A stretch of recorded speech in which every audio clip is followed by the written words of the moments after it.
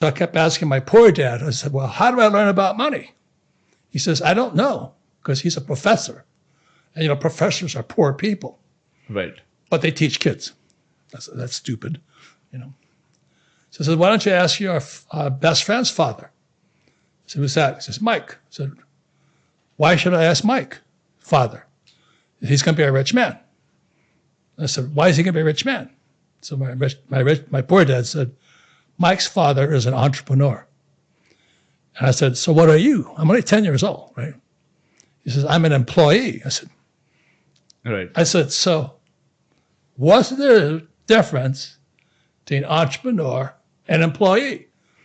And my poor dad said, well, an entrepreneur has to know about money.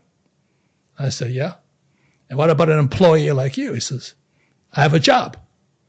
And then I started to hear it.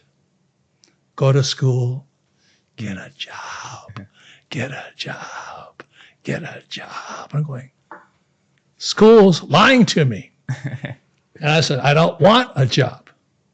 And that's how the whole thing started. So when I was 10, I just started studying with my rich dad.